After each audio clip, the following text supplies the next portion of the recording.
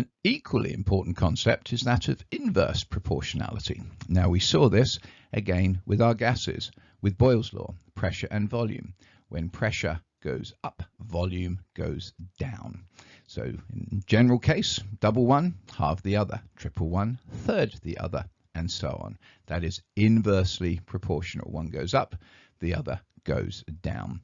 Now mathematically, the way you express that inverse proportionality is you say y is proportional to 1 over x, right? That 1 over is the inverse proportionality bit. Again, you can have a constant of proportionality, so y proportional to 1 over x, proportional by equals k, so y equals k over x. Let's do some examples. If y is 6 when x is 20, what's the constant of proportionality? Well, that's our equation. We know that they are inversely proportional, so y is k over x. Pop in the values we're given, y is 6, x is 20. Multiply both sides by 20 and we get k is 120.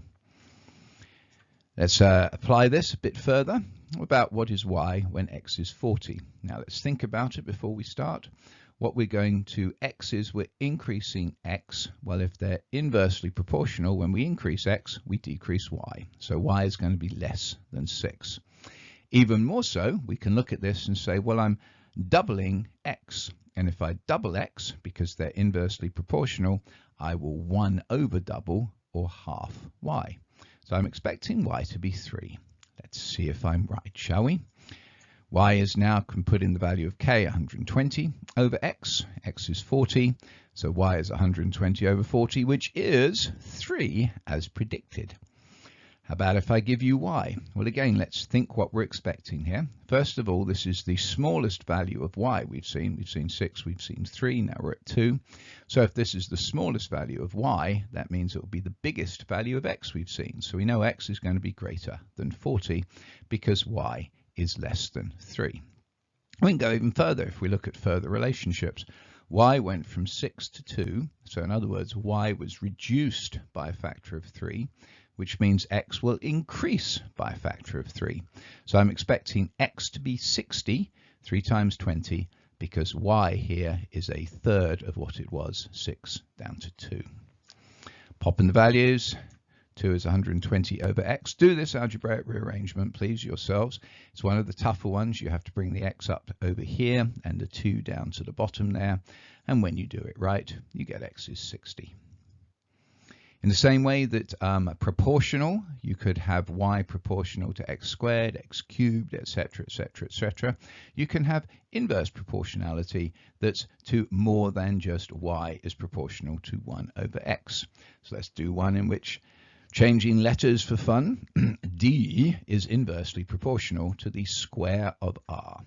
In other words, d proportional inversely, so the 1 over the square of r, d proportional to 1 over r squared.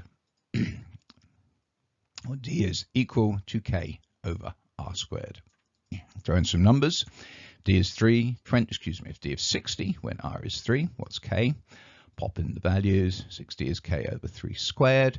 So we're going to 3 squared is 9. Multiply both sides by 9 and we get k is 540. Using that, what's d when r is 6? Now think about this. We're increasing r, and so we expect d to decrease. Now when it's a squared relationship, you can play around with it a bit, right? R goes from 3 to 6, which is times 2, which means that 2 squared is 4, so we expect d to decrease by a factor of 4, so I'd expect d to be 15. Let's see, shall we? D is 540 over r squared. Throw in the appropriate values, and we get 15. Okay, I'm not expecting you to necessarily do in your head what I just did there, but I do expect you to be thinking about it. Certainly be thinking, hey, r's going up, therefore d will go down. R going up by 2, d going down by 2 squared is an optional but a very nice addition to your thought process. Finally, for fun, what's r when d equals 1? Pop in our values. 1 is 540 over r squared. Bring the r squared up here, bring the 1 down there, so that gives r squared is 540. Square root, therefore, and you will get a plus or minus value. of 23.2. And no, I would not expect you to do that one in your head, other than, of course, D is much smaller here, so we expect R to be bigger here.